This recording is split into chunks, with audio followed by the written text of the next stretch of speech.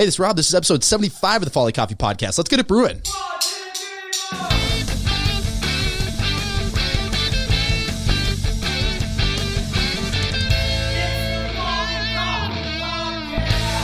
All right, back in studio, we have certified Q grader, head roaster of Folly Coffee. He may be 27, but he's number one in our hearts, Folly Jeff Mooney. Welcome back. You want to get that mic way closer to your face. Great to be back, Rob. There we go. So it is, what day is it today? January 12th, I believe. So today is January 12th. And we have been meeting for at least a few weeks to record all of our plans for 2021. And I say plans in a very tentative sense because we had plans for 2020, and those all went out the door March 16th. But as of yesterday, things are half open again. It's looking like things are trending positively in terms of vaccinations coming out, things hopefully normalizing a little bit. And the plans we're making are kind of COVID proof. They're plans that even if things were to remain the same or go back to how they were, I think we should be okay. And so we're just going to go month by month, talking mostly about the coffee program and what we're going to be doing from a coffee standpoint differently than years past, with things that I'm really, really excited about. So obviously the big move for January was the launch of Folly Coffee Hot Sauce. And my joke about that has been like I still see it on the shelf and I'm like, this is fake. Like, this is totally made up. Like, reality is a simulation. Everything's fake. So society is just a fragile shell, and everything. And it just has happened so smoothly that I'm highly skeptical. But I'm hoping that's because of the work we've done with Folly in the past. But we have something launching. This will be, I'm going to get this episode out before the launch of your project that you put into the works. And so this will be kind of the first big, exciting coffee thing we've done in 2021. So why don't you explain what we'll be launching January 25th in what started as like kind of this conversation where we actually were like in total disagreement about doing something like that. And then by the end of it, we're like, oh, this is going to be a really badass project. Yeah. So we've got a pretty cool project called it's called Minnesota Roasted, and what this is a roasting collaboration between us and a bunch of other local roasters. So essentially what we're doing is we're all sourcing the same green coffee, and we're all going to put our own unique roast on it. We're going to offer that up to our own customer bases and sell those out to different people. I'm definitely going to buy a single bag of everyone's coffee just so I can taste and compare on all of them. So this is like a fun way for roasters to kind of like try each other's roasting styles out. Because we picked a coffee with a lot of complexity to it. Each roast is definitely going to be unique and have a lot of, different fruity and vibrant characters from each roaster. But all of this kind of comes to a head in that we are taking the proceeds from this and we're donating it to the hospitality industry via the North Stands, which is an organization that supports both hospitality workers and also hospitality restaurant owners, specifically in the Black and Brown community. So, and that was something that, going back to our collaboration with Up, which was with CJ, who's now a Spy House, but that was something that in kind of the conversations I've had after last year of, as a small business, what can we do besides just post in solidarity and say, we see you and we hear you. And the conclusion I came with multiple different people across different backgrounds was that just do what you can. Like, whatever impact you can have, just do that and do it consistently over time. And so that's kind of something I'm trying to stay cognizant of is, hey, let's not be totally like in your face about it, that, hey, we're with you, we see you, and just do these kind of like showy things to show. But hey, let's just like at least a couple times a year put some real effort into whether it's just us or collaborative effort to give back to the community. And so that was kind of the aspect of it that I loved. But the way you approached me with it, where I got like super uneasy, is you were like, I think it'd be really cool to partner up with another roaster and release like a little combo box where we each roast the same coffee and you release a bag of the same coffee side by side. And I'm like, oh, all right. So here's where our difference is. So why don't you tell me your thoughts before I go into mine of you as a coffee nerd, I go, that's awesome. But so why don't you go through your thoughts in how that idea came to be? Yeah, well, right now I'm trying to learn everything I can about roasting. And what I really don't like about that process is that it's really hard to get a hold of information. And basically, it's kind of like you're on an island trying to figure it out on your own. There's a few things here and there out there, but everyone has their own unique approach to it. And what I've seen in working at the roastery that I do, I get to roast with some people every now and again.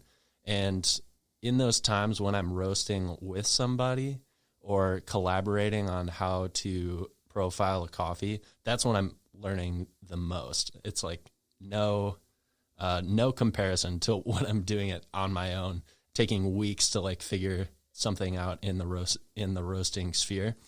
So I really wanted to just like put all ego aside and just say like, yeah, if theirs is better, it's better, but I'm going to try and do my best with it. And if theirs is better, then I'm going to learn from that and figure it out. I totally understand reservations about that from the sales and marketing side. From the business side of it, I go, okay. I just want to be friends with everybody.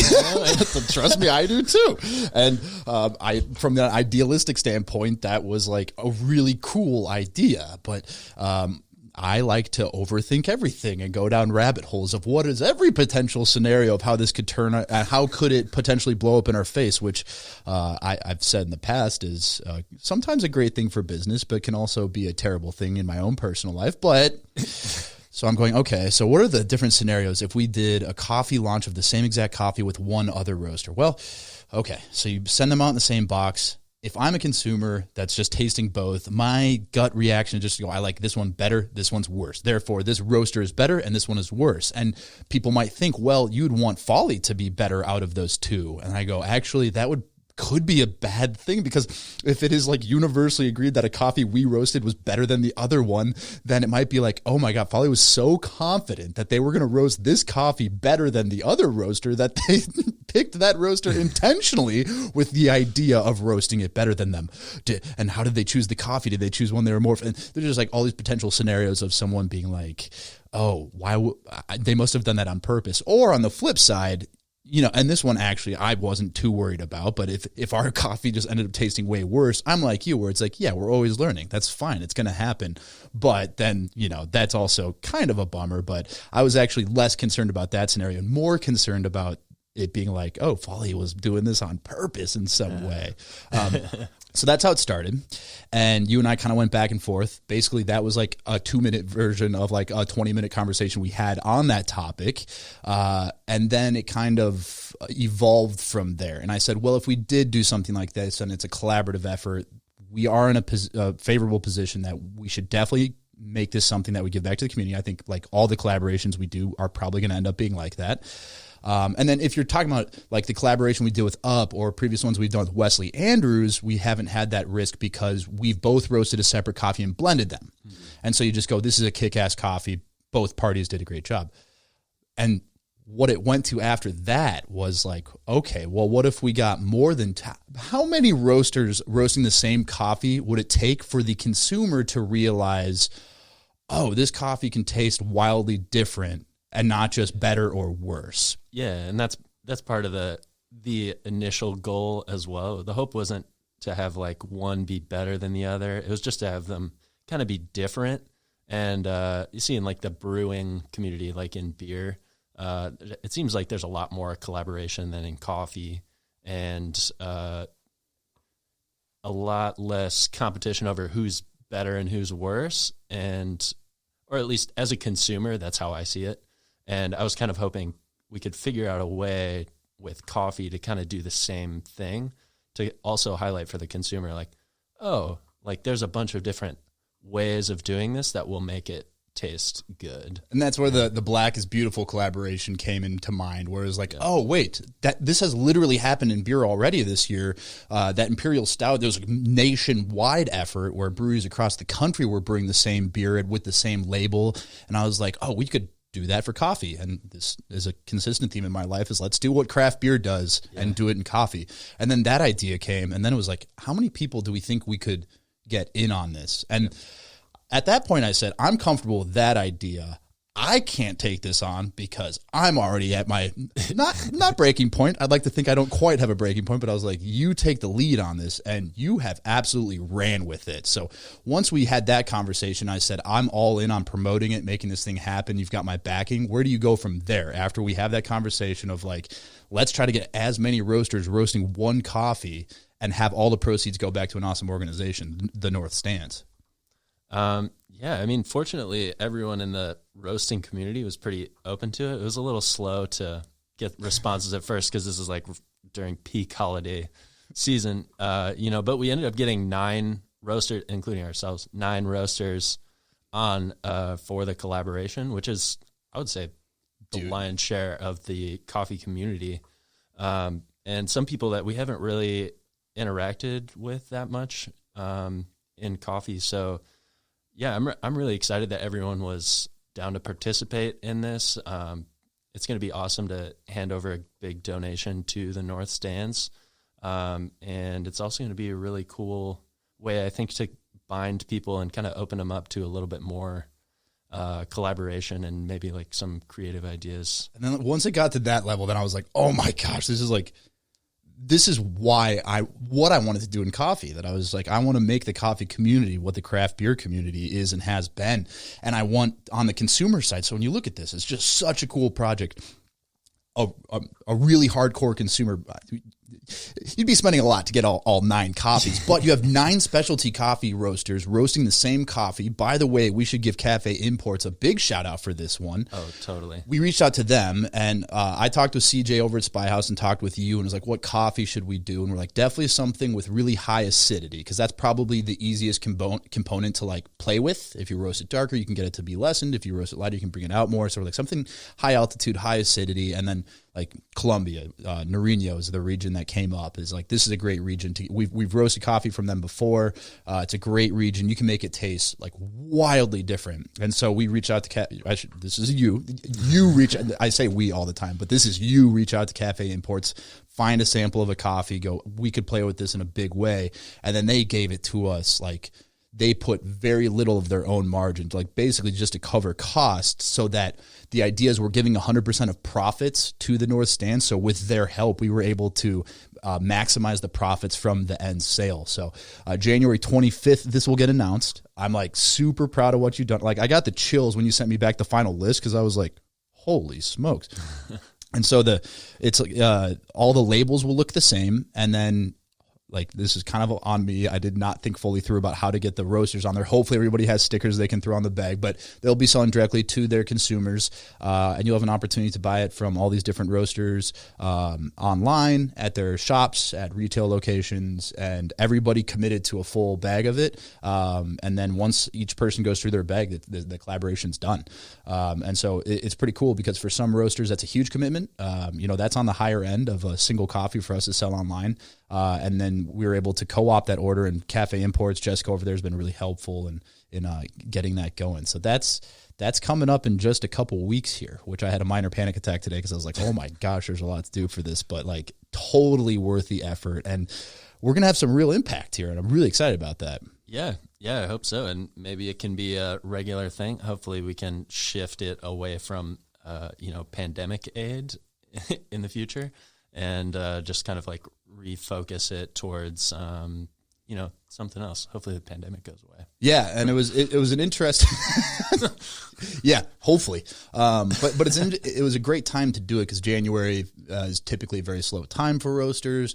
And so there's a lot of things that we evaluated, and like how to approach this without, taking away potential sales from roasters focusing on their own coffees.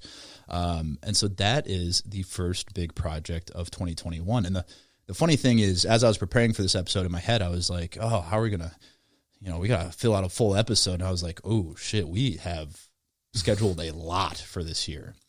So already I was like, oh, and then we've got the virtual coffee tasting. And I was like, probably not, because we'll be promoting the Minnesota Roasted for at least 3 weeks. But at some point we will have a virtual coffee tasting. We have everything we need to do it. That one's super tabled.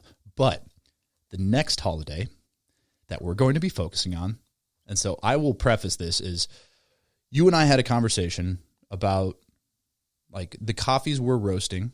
And well, actually, I want to hop back real quick. How are you going to approach this Colombia Nariño in the roast profile?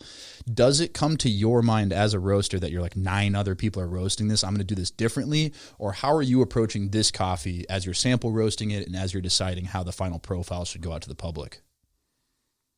You know, I just have to get my hands on it and put it in the 1 kilo roaster and just try out a bunch of different things and really kind of see how far I can push it in all directions to kind of see what's in there. And then I really want to get familiar with it that way so I can decide, okay, I feel like this is the Folly expression of this coffee.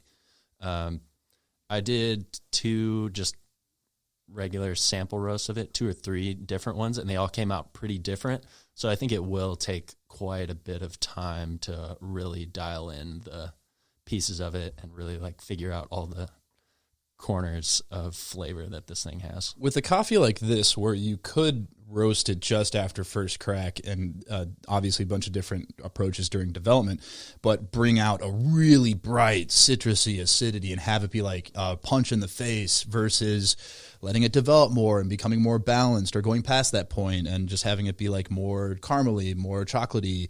How do you decide the uniqueness of the flavor profile versus like more balanced versus a more developed profile on the same bean?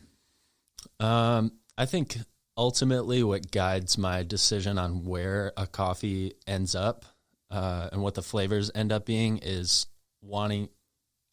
I want this in all the coffees that I drink, so I want to make coffees like this. I want cups of coffee that you want to drink like 3 or 4 cups of. I don't want it's nice to have that punch in the face of acidity every once in a while and have those really crisp, bright, intense flavors.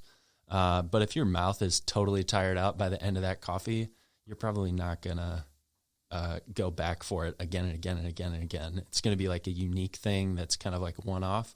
The coffees that I really loved the most are just kind of like well-balanced, middle of the road, easy drinking, like just simple, but it's got enough complexity in there that keeps you coming back to it. So I think where I will end up with this coffee, since it does have so much acidity and some fruity notes to it, it's going to caramelize really well as well. So I'm going to probably push it a little bit deeper than when I think other roasters might let it out of the roaster. And that's an interesting way to put it, is the Folly expression of this coffee. And that's why I'm excited about this project, is we're going to taste every single one of those coffees. And hopefully it'll be interesting to see if like the end coffee drinker, if you see people going out and buying multiple bags of this from different roasters, or if everybody's like, that's my favorite roaster, I want to support this cause and buy the one from them, or how that might work. But hopefully part of the message that comes across here is that it's like there's no better or worse way to roast a coffee. And this is the perfect coffee to show that. That's like there's so many different ways to approach the same coffee. Mm-hmm.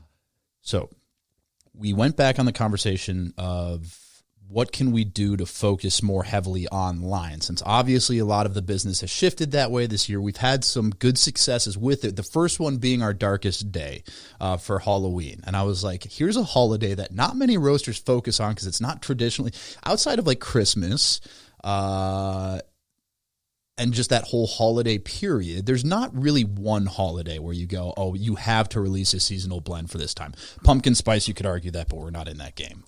So we're like, instead of pumpkin spice, let's do something really badass and cool. And it really popped. And we saw really good online sales. And I go, oh, there's something to focusing on holidays that aren't coffee holidays. And so we're like, well, what are the other holidays that no other roaster does releases for? I go, well, one of my own personal favorite holidays, but mainly due to my just like pure obsession with like Ireland and Irish culture, I was like, St. Patrick's Day would be badass. And so we're just like, we're doing that. And then 4th of July, we're doing that. And I was like, you decide what coffees you want to do. See you later.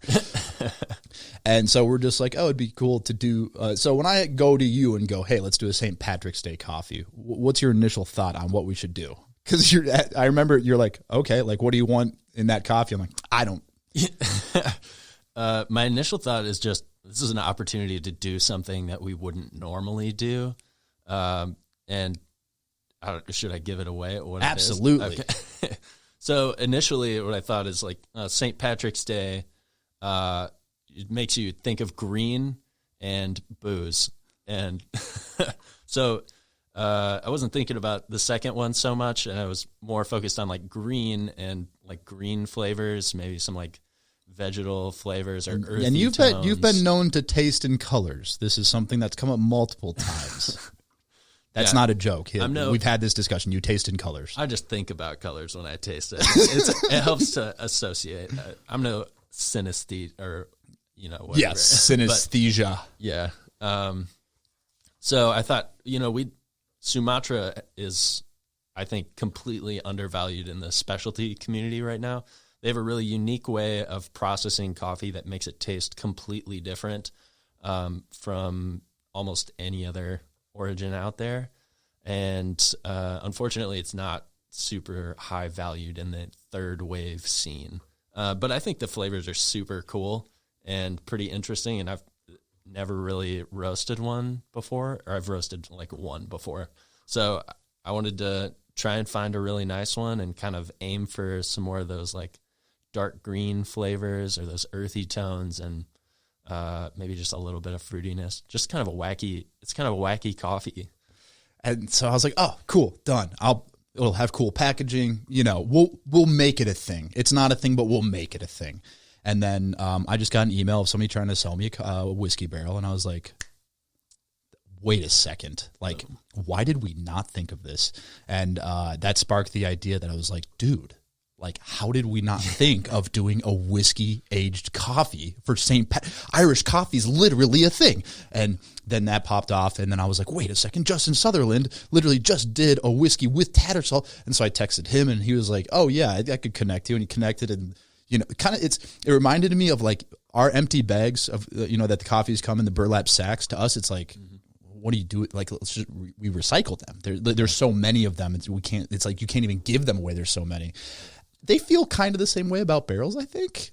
Not to the same extreme, because they've been aging for 4+ years and it's not quite as a high quantity, but I reached out. He's like, yeah, it's fine. Just come by, pick one up. I should say John Kryler over at Tattersall, owner over there at Tattersall.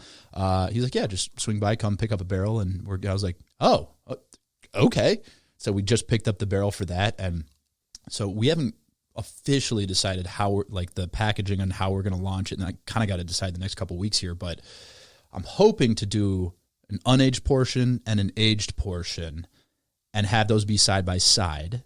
And then Brandon over at, shout out Brandon Martin over at Filterra Cold Brewed Coffees, obviously very closely associated with them, seeing as how I started that business with him. He is going to cold brew it, and we're debating about bottling or canning it or how we're going to do that, so that we're going to have unaged version of the Sumatra, whiskey aged Sumatra, and a option to, if you're in the Twin Cities, get local delivered or local pickup, whiskey barrel cold brew. And then John also said they'd love to have it be packaged up with whiskey in some way.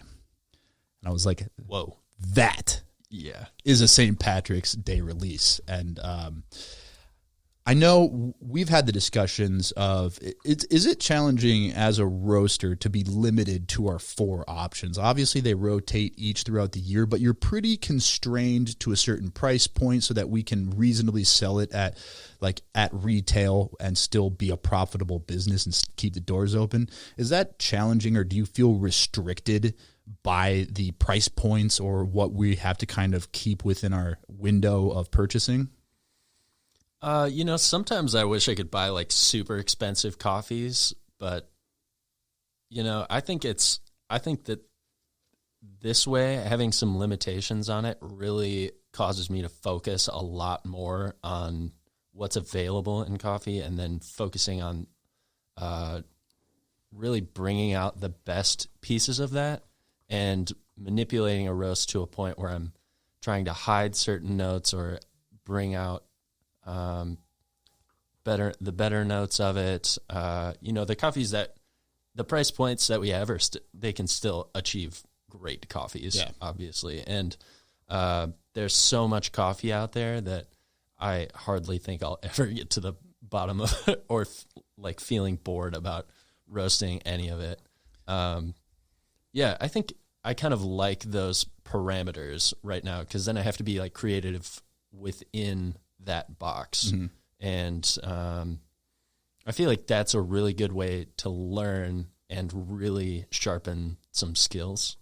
Yeah, it's like when there's fewer variables that change. So if you're limited to this kind of level and price point, that variable's never going to change. And so there's never going to be a coffee that comes along and you go, oh, this is just a much better coffee, versus like, hey, I'm roasting this same Danilo Barbosa for 9 months out of Brazil, and like really dialing in that coffee where you're like, yeah, it's okay. And I'm like, this has gotten so good.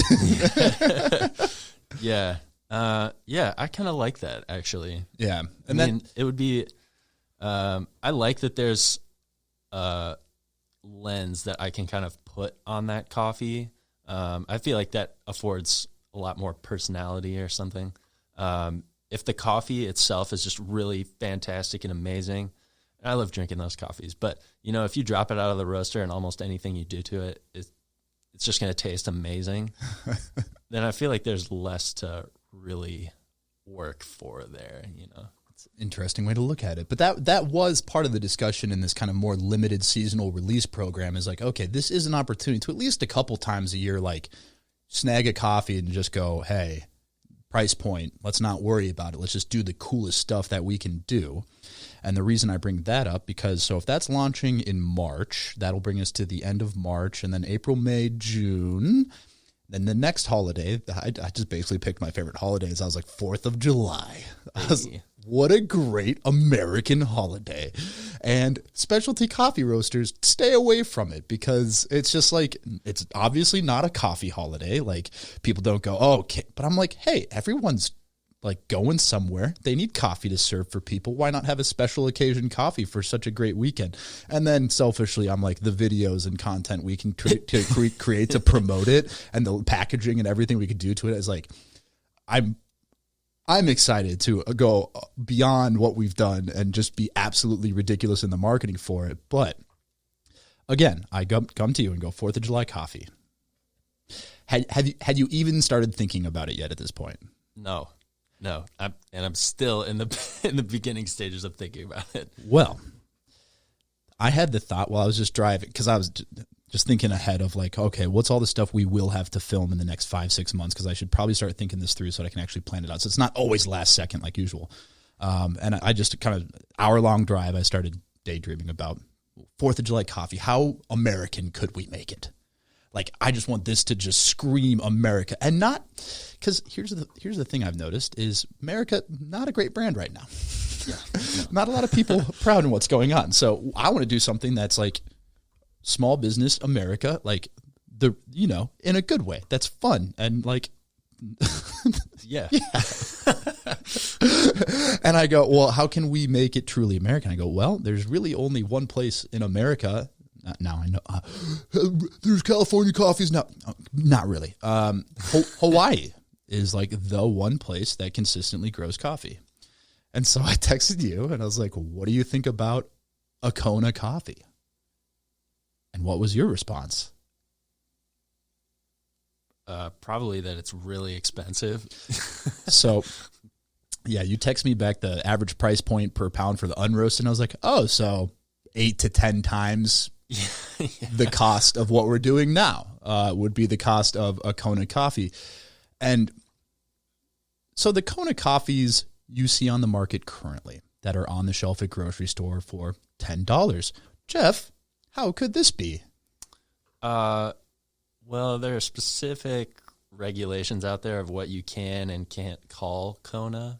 But if you're seeing it on your grocery shelf, there probably is some in there, but it's probably an insanely low percentage. I don't know what that percentage is, but I'm pretty sure it's in the neighborhood of like 1 to 3%. 1 to 3%, and they're marketing it as a Kona coffee. This is like this is like truffle olive oil. There's not real truffles in most of those. It's fake. It's like my apartment building saying I have granite countertops. I have 3 feet total of granite countertops and the rest is plastic. This is the minimum you can do to advertise and call something a Kona coffee. And I thought, what a cool way to potentially like blow it up right in its face and be like, no, this is going to be 100% Kona coffees. And the price point on it's probably going to be about $40 to $50 for 8 to 10 ounces. Yeah. Yeah. This is another reason I like that box of price that I have to work in, because if I mess up the coffee, it's not, several $100s down the drain. If you roast a 30-pound batch of that, yeah, you're looking at a significant portion. But that, and you kind of text me back with that, and I was like, what is more American than that? Just over-the-top deliciousness, and like, you don't see it out there. Like, you see, like, the Kona coffees that are out there are not Kona coffee. It's like if you sprinkled, I don't know, like a little bit of something on a dish, and you're like, that, I don't even know how to put it. Like, there's nothing like it out there where it's 1 to 3% of what it actually is, and you can be like, yep, that's Kona coffee. Yeah. I'm excited to see how you market this one. I'm excited to roast it. I think it's going to be great. I can't wait. It's going to be a fine line of like marketing America as like the land of excess in a way that's not like totally like, what's the word I'm looking for? Like blind, or that we're like aware that it's going to be a delicious coffee. And I am a bit nervous that the videos could be interpreted in a certain way, but be tiptoeing around a lot of landmines. There's a lot of landmines, but what more, like you kind of got to do it during this time. I know I probably lean too much on like things should always be fun and funny, but I go, hey, like we're a coffee roaster. And literally, our name is Folly. It's called Folly, which means a sense of foolishness.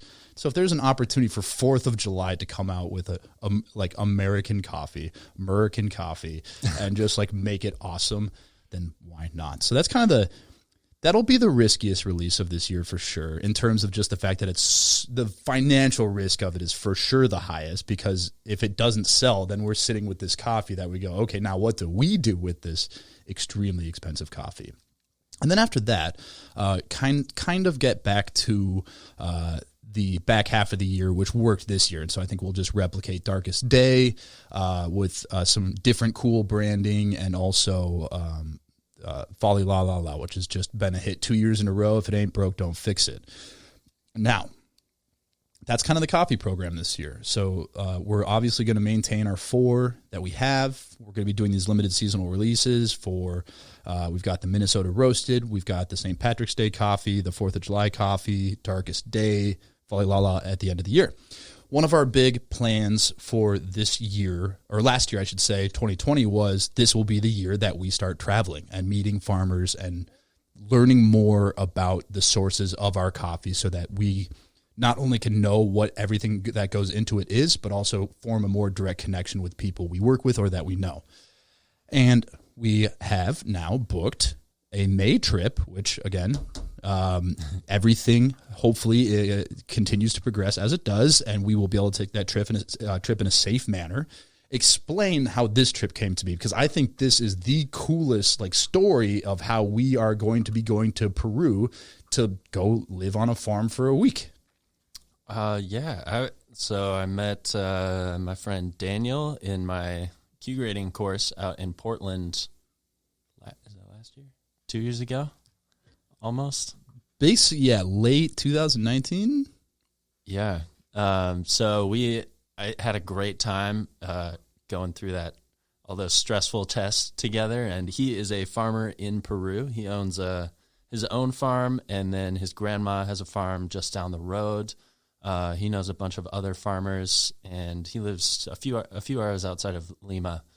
So he invited us to come visit his farm and stay with him and help him harvest during the early part of his harvest season. So he'll show us all of the processing that he does on his own farm and all the different varieties he's growing, as well as what's going on in his grandma's farm.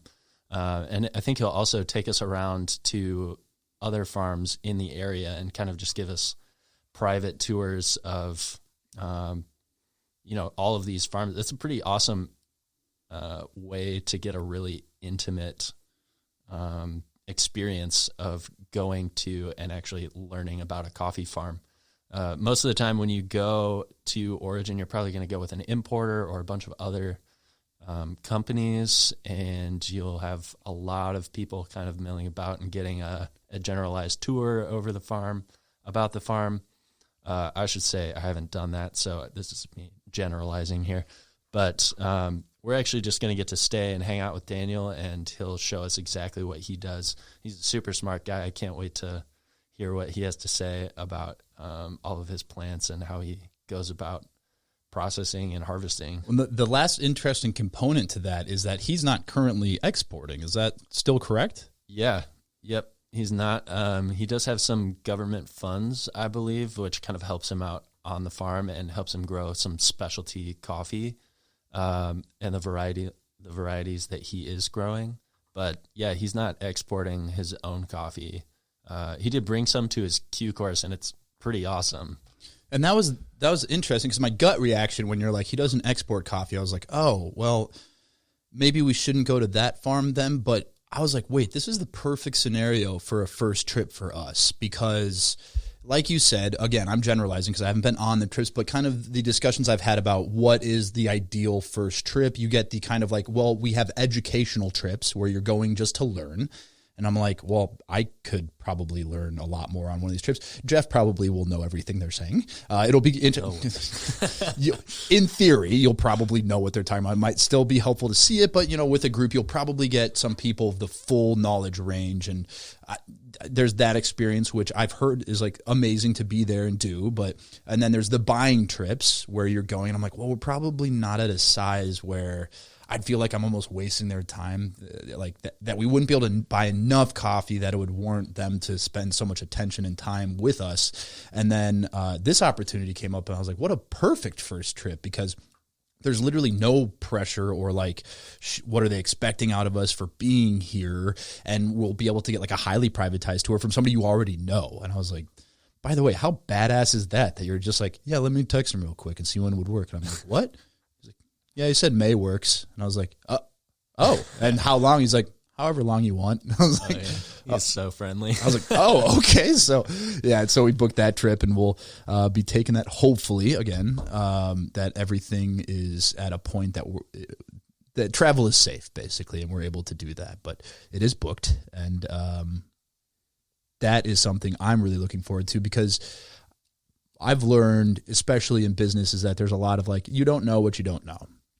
And I think from multiple people I've heard is like, trips to Origin, that's where you really, like, you're not truly a coffee roaster until you've done that, because that is the final missing piece that I think we don't have, and why I was placing such a high urgency of doing it in 2020, even though maybe financially it was ahead of when we should have done it. But it's like, that's what we need to be able to truly appreciate everything that's going into it, down to the last step. And so that's kind of the last, I think, like, big thing we have planned for 2021. And this is without to mention the hot sauce, which is launched and going and is a part of the coffee. It really does have Folly coffee in it. It is like, it's Folly coffee brewed by Brandon at Filterra, then co-packed over with our co-packer and into the hot sauce as made by, and I was like, this is crazy, man. Like, yeah. I even just seeing it in my own fridge is, an experience. It's so cool. And how has it been on your side? I know we've had just discussions on the side, but how has it been kind of dealing with all of 2020 going into 2021? Has it affected how you've operated on a weekly basis too much? I'm going to say definitely. Just in business, just in the the walls of the roasting facility, because obviously it's affected everything else. Yeah. It's really hard to articulate how it's changed things, because so much changed for us and me and my role in 2020 that,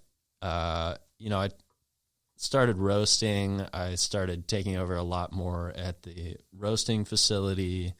So, there was so much new stuff going on with my job in general that the pandemic kind of, I would say to a lesser extent, didn't affect. It was like a component. Yeah, I mean, I'm sure it made it harder in general. Well, but I mean, even something like green buying is Casual Friday Dark Roast. It's our number one wholesale coffee. Like hundreds of pounds of that going out on like a weekly to biweekly basis, and all of a sudden it's like, oh, those are all closed, and you're like, oh. Yeah, that's true. Definitely predicting what our sales are going to be and then buying off of that has been tough. And then I come and I'm like, we're the number one new release on Amazon. And you're like, oh, and then you buy. Yeah. Then you buy for that, and then I'm like, hey, we got deactivated on Amazon for how long? I don't know. Right. Yeah, those like massive swings in volume. I mean, we're growing, but we're still at the point where like when we take on a new channel or something, that's a significant business shift. Yeah. And it's stuff I have to react to for sure. Especially with pre-printed bags and 4 different varieties and an additional 2 or 3 wholesale varieties. Then I'm like, hey, this is going to be our biggest channel. And it was for like a month at the Amazon channel. And then all of a sudden that just disappeared because I had a Gmail and a personal and a business email on 2 different accounts. And that's been ongoing for 4 months. And we'll figure out about that next week. Yeah. In which case I'll go back to you and be like, it's back on. Yeah. Full throttle again. Yeah. And then, well, how many bags do we need for that? I don't know. Yep. We're just going to buy so many bags. We're never going to run out of bags again. Which, as a business owner, there is nothing I love more than having a ton of money tied up in inventory. Oh, yeah. I was thinking about it. I'm probably going to do a separate episode on cash flow versus profitability, because that is a weird lesson to learn. Where you're like, how is it that we're growing and everything we sell has the margin we require, but we have no money right now? Yep. Yeah, that stuff is a learning experience for me, for sure. Yeah, I think that'll be a fully separate episode, but that was that was something that recently the Kickstarter funds didn't land when we thought they would, and all of a sudden there was a week where I was like, super careful with this credit card, super careful with this one, and then it came through and we're good again. But yeah, that's kind of the fun stuff of it. Yeah, definitely the pandemic affected that aspect of it, and having to be creative and juggling coffee inventory and finding. I will absolutely never forget this moment. Like, this kind of just defines it's interesting because hindsight's has this phrase been ruined forever? Hindsight's 2020. Yeah, I think it has, because that's supposed to be I was going to say hindsight is 2020. That you can, I like to look back and be like, what worked, what didn't, why did it work, why didn't it? And one of the things is, like, our operations were actually pretty smooth during all of this. Not a lot changed. And I think it's because we have super tight responsibilities that you're like, I'm doing the coffee, Rob, you go do the selling, the marketing, that stuff. And I will absolutely never forget this, that like when I had that manic episode of creating the website and I got it done, and I texted you this long text that I was like, hey, Jeff, I know like things probably seem hectic and crazy and like, so uncertain, but I have a plan in place that I've been building over the past 72 hours that I'm really confident in. Like, we're going to get through this. We're going to make it through on the other side. And this is when we thought it was a 2-week thing. I was like, we're going to get through on this on the other side, and we're going to be in a better place. And you're like, oh, so this is like kind of a big deal, huh? And I was like, at first I was like, how is he so unaware of what's going on? And then I was like, wait, that means we are doing things right. Where because it's like, I'll roast the order that gets, and I'll roast it to the best, the best it can be. And then you go worry about that stuff. And it just all happened to land in that lane at the time. And I was like, I will absolutely never forget that. And I was like, there's no more perfect way to summarize like that time of COVID, of trying to figure out what everything was. And you're like, oh. Yeah, you could chalk some of that up to me being a little bit oblivious to what was going on. But yeah, also you give a very like high sense of security that you're going to make everything okay. And I have accepted that for quite a while now. So where he's like, Rob will take care of it. And then meanwhile, I'm at 4 a.m. like, yeah, I got this. Yeah, the weird sense of if it's like a massive pandemic that completely alters the state of our business and everything is up and like juggled and everything's chaotic, I'm like, I totally got this. And then if I send the wrong order to somebody in the email, like, hey, totally okay, just want to let you know you sent the wrong coffee. I was just hoping I could maybe swap it or buy a new one. I'll keep the one I have. And I'm like, that'll keep me up for 3 days. What are you most looking forward to in this year from just purely within the Folly world? Oh man, I'm pretty excited about doing this St. Patrick's Day coffee.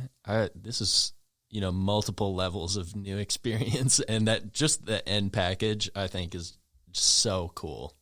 One thing we didn't talk about that I am kind of excited for is we're probably going to open the tasting room up again. But hopefully you didn't forget about it. I haven't forgotten about it, dude. I have not even thought about it. Yeah. That's true. Yeah, obviously when COVID went down, we actually closed it ahead of the announcements. Like we had a couple close encounters that we got super lucky that no one got, like contact tracing and all that. None of it came from us, we don't think. And I was just like, you know what, this is going to keep happening. It's not going to get better. Let's shut it down indefinitely. And in theory, yeah, we're going to open that back up, and we still have everything in place to host a really badass tasting and tour. Timing on that, totally TBD. Yep.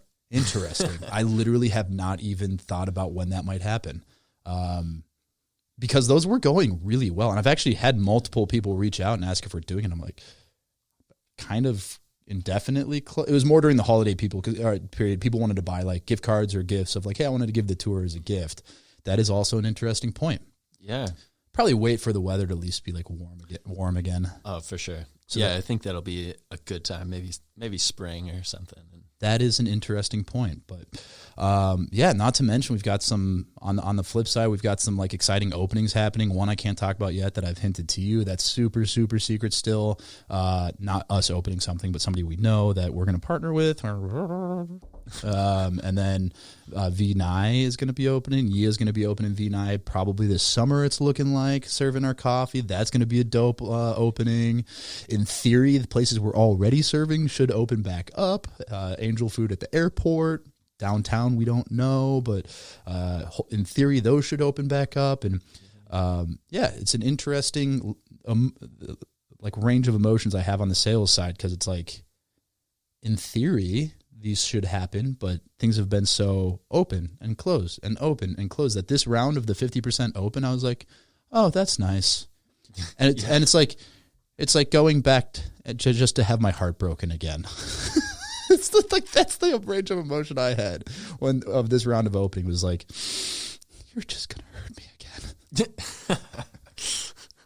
But it's like less frantic because we've kind of built these extra channels in, and I think it's kind of like, I posted this on my personal Instagram, a picture of the whiskey barrel that was just like, when shit gets rough, just do cooler shit. And I'm like, it's almost like half of a distraction, but also half of like, you can combat adversity by being like, shit, this sucks, and how are we going to get through this? Or you can be like, let's do even cooler shit to try to balance out how crappy everything else actually is. Yeah, for sure. I mean, there's always opportunities to do something interesting and keep yourself excited about what you're doing. And yeah, you're super good at finding those. No, I'm excited for everything, and it's awesome having you at the helm of the roasting program, because I can just have these stupid ideas, and they always land where we want them, which is the most exciting. And that's a consistent theme with Folly is I'll have a stupid idea, be like, we're going to do this, and then you're like, okay, and then like we just continue, like Minnesota Roasted, which is totally your project, like has ended up in what I think is maybe the coolest thing that's happened in the coffee community in the past couple of years. The St. Patrick's Day coffee goes from like, I don't know, it'll be a green bag of coffee to like, this could be the coolest launch we do this year. And then the 4th of July is just like this opportunity to continue to push what we're doing on a roasting program and to continue to show and do hey, we really are trying to push what coffee is and like raise awareness and show people what it really truly is. Yeah. We'll see if the market's ready for a $50 bag of coffee. That'll be pretty sweet, man. Also, I'm totally excited to go to Peru. I can't believe I didn't say that. Yeah. That's the thing. Yeah, that will be again, I am kind of like, yeah. Let's use the coffee pun. I am tamping my own expectations of like, is it going to happen or not? Because it's just like everything I've gotten excited for in the past year has just gone to the shitter. But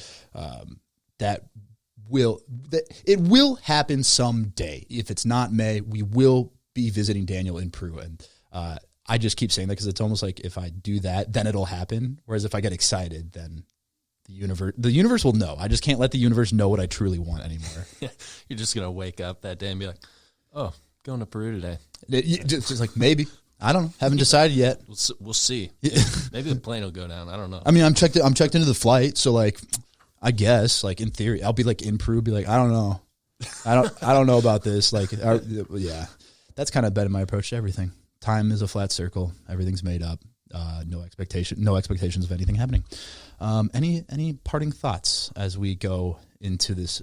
What maybe from the coffee side, the most I've been excited since we've launched. I don't know if there's been a period of like 6 months where I've been more amped about the next few projects coming up from a pure roasting side.